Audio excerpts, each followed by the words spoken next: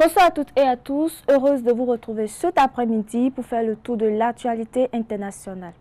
Au sommaire de ce journal, en Ouganda, Yoweri Museveni prête serment pour un 8e mandat à la tête du pays après sa réélection avec plus de 71% des voix. En République du Congo, les autorités sollicitent le Fonds monétaire international pour un nouveau programme économique et financier. Enfin, les relations entre Washington et Pékin au centre de l'actualité internationale avec la visite attendue de Donald Trump en Chine autour des questions commerciales et diplomatiques.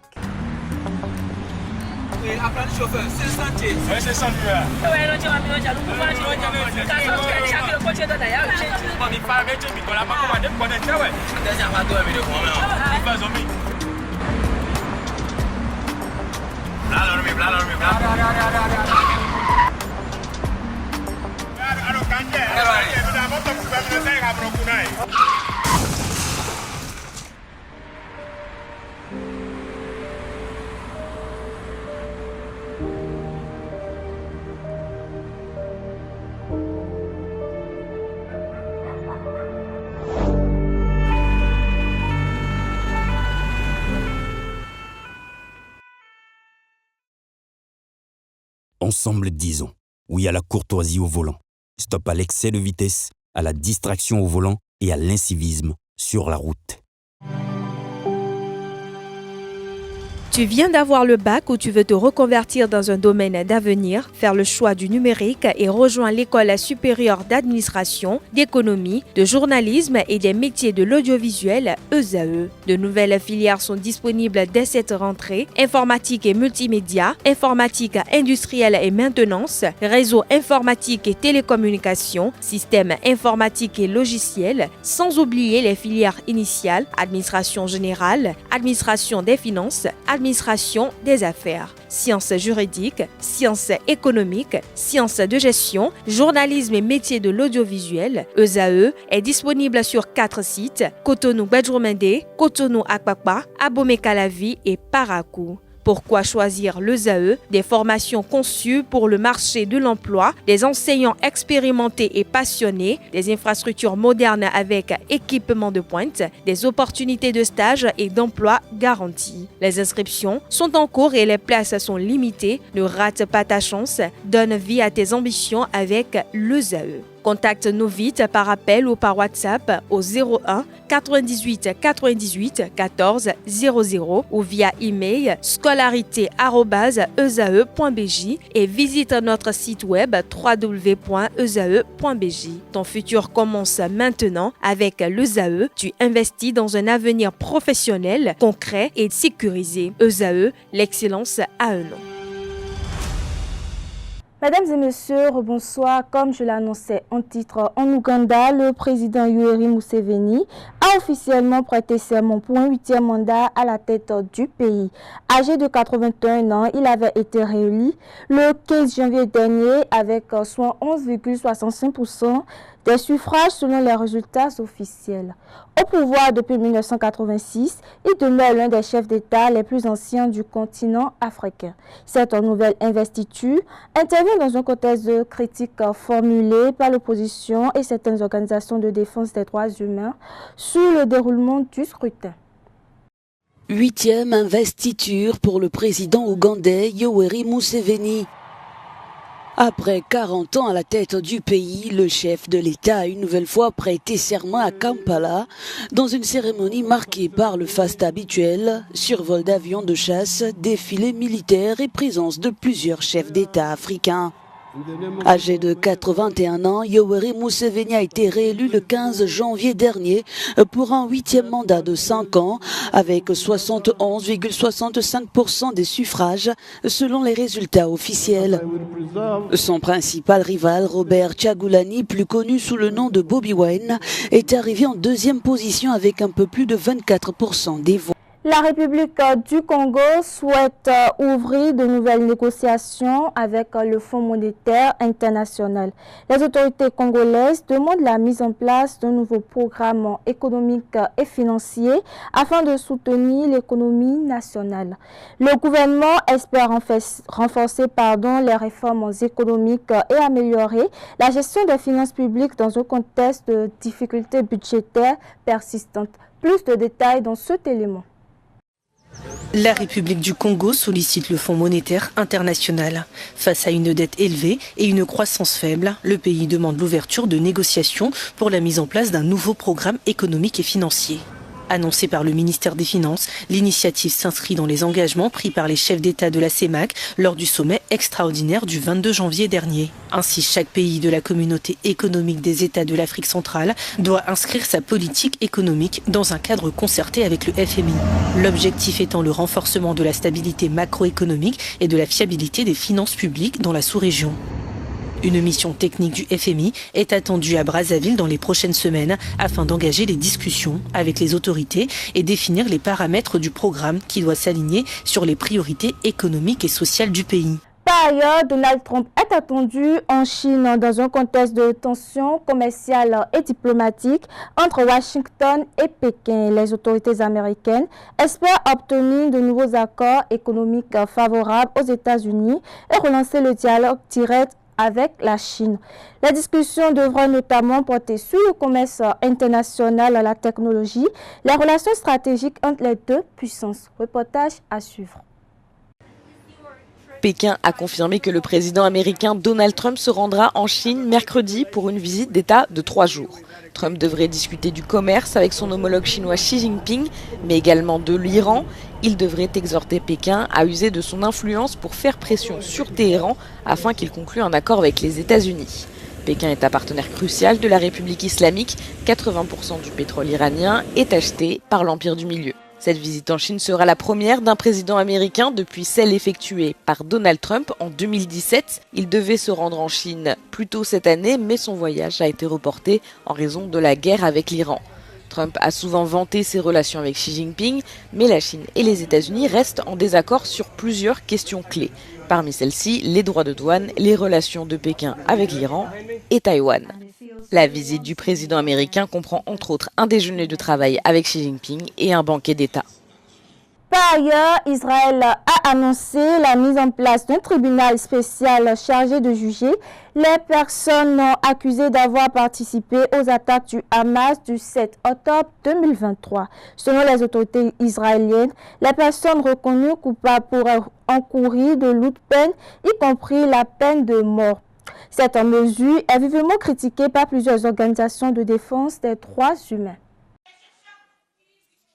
Le Parlement israélien a mis en place un tribunal spécial habilité à prononcer la peine de mort à l'encontre des Palestiniens reconnus coupables des attaques terroristes du 7 octobre 2023. Le projet de loi a été adopté par 93 voix pour et aucune contre. Sur les 120 membres de la Knesset, 27 se sont abstenus ou n'étaient pas présents lors du vote. Avec cette mesure, le tribunal peut prononcer la peine de mort à la majorité relative. Comme le prévoit la loi, les procès doivent se tenir dans une salle d'audience à Jérusalem et seront retransmis en direct.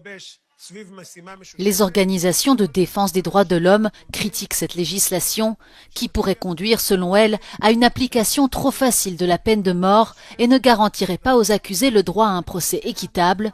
La retransmission en direct a également fait l'objet de vives critiques, certains estimant qu'elle risque de transformer les procès en spectacle.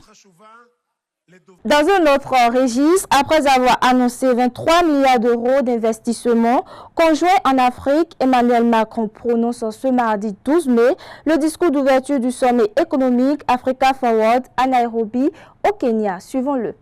La direction du Kenya, où Emmanuel Macron commence son discours. Asante sana, Mr. President.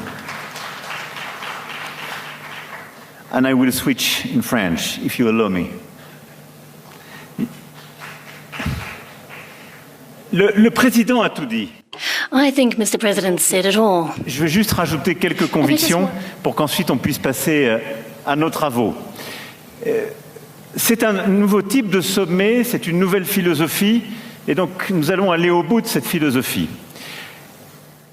D'abord, ce sommet a commencé par des rencontres de la jeunesse, des entreprises, de la culture, du sport. Et d'ailleurs, nous allons, juste après cette session, rencontrer des représentants du monde dans l'entreprise qui vont nous dire leurs conclusions et on va échanger avec eux. Et au fond, la conviction que je voudrais partager avec vous, c'est que l'agenda que le continent africain et la France doivent avoir, celui auquel en tout cas je crois, n'est en aucun cas de regarder en arrière, ni à gauche ou à droite, comme dirait mon ami le président Ruto, mais de regarder en effet devant. Et ce que je me suis efforcé de faire depuis 10 ans, c'est de bâtir une relation qui regarde avec lucidité le passé. Et donc on a eu ce travail qui a été fait avec l'Algérie, le Cameroun, le Rwanda et plusieurs autres, qui regarde avec courage le présent et qui a restitué les œuvres d'art, qui veut réinventer la relation monétaire et économique, qui veut investir dans le sport, dans les industries culturelles et créatives, dans le co-investissement avec le continent, et qui, avec respect, veut être aux côtés de l'Afrique pour son propre agenda. Et donc la relation entre l'Afrique et la France telle que nous la voyons, telle que nous la pensons, telle que nous l'agissons, elle est fondée en effet sur la lucidité, le courage, le respect et une volonté d'avoir au fond un agenda partagé. Ça, c'est ce qu'on a fait depuis 10 ans, on y est longuement revenu hier et je ne veux pas être plus long. En France, les autorités renforcent les mesures sanitaires face aux inquiétudes liées à hantavirus. Le ministre français de l'Intérieur a annoncé que tous les cas contacts identifiés devront être placés en quarantaine dans un milieu médicalisé. Actuellement, 22 personnes ont été recensées comme cas contacts par les autorités sanitaires françaises. Suivons ensemble. Rentrer dans le SAS. La France se prépare à accueillir les cas contacts des patients positifs à l'hantavirus. Alors que la première Française testée positive à la maladie est soignée à l'hôpital parisien de Bichat, celui de la Pitié-Salpêtrière, comme bien d'autres, se prépare à recevoir les cas contacts. Car lundi, la règle a changé. Toute personne ayant approché un malade de l'hantavirus devra respecter une stricte isolation de 42 jours dans une chambre d'hôpital dédiée. Dans la chambre, il y a une pression plus basse que dans les pièces autour, ce qui permet à l'air de rentrer du couloir, mais il est piégé à l'intérieur, il ne peut pas ressortir librement, il va être piégé dans un système d'extraction et de filtration. Donc ça évite à l'agent infectieux de partir à l'extérieur et de potentiellement diffuser. Le rythme cardiaque et la respiration des patients y sont relevés plusieurs fois par jour. Actuellement, 22 Français sont cas contacts. Ils étaient avec la croisiériste néerlandaise porteuse de l'hantavirus et décédée depuis lors de vols d'avion vers l'Afrique du Sud. Et puis nous terminons par cette actualité. Donald Trump a estimé que le cessez-le-feu au Moyen-Orient était sous assistance respiratoire après avoir critiqué la réponse de l'Iran au plan américain visant à mettre fin durablement au conflit. De son côté, Téhéran affirme être prêt à riposter en cas d'agression. Cette nouvelle tension ravive les inquiétudes de la communauté internationale sur une possible aggravation de la situation dans la région. La dernière proposition d'accord envoyée par Téhéran, directement à la poubelle, pour un Donald Trump impatient et qui menace la trêve. Le cessez-le-feu tient à un fil. L'accord est plus faible qu'il ne l'a peut-être jamais été. Je n'ai même pas fini le torchon de propositions qu'ils ont envoyé. Le cessez-le-feu est comme en soins intensifs. Dans la proposition envoyée par l'Iran, plusieurs demandes. La levée du blocus américain sur les ports iraniens, le déblocage des avoirs gelés, mais aussi la fin de la guerre dans toute la région, y compris au Liban. Irréaliste et démesuré pour Washington, totalement justifié pour Téhéran. La seule chose que nous avons réclamée, ce sont les droits légitimes de l'Iran. Tout ce que nous avons proposé dans notre texte était des demandes raisonnables, responsables et des propositions généreuses, non seulement pour les intérêts nationaux de l'Iran, mais aussi pour le bien, la stabilité et la sécurité de toute la région et du monde. Le nucléaire n'a cette fois pas été évoqué par les autorités iraniennes, mais selon la presse américaine, le régime souhaiterait 30 jours de négociations pour régler un dossier crucial. Téhéran proposerait de diluer une partie de son uranium hautement enrichi et de transférer le reste dans un pays tiers, mais refuserait de démanteler ses équipements. De quoi raviver la colère de Washington Et par voie de conséquence, la crainte... Mesdames et messieurs, voilà qui met fin à cette édition. Merci de m'avoir suivi et très belle suite de programme à vous.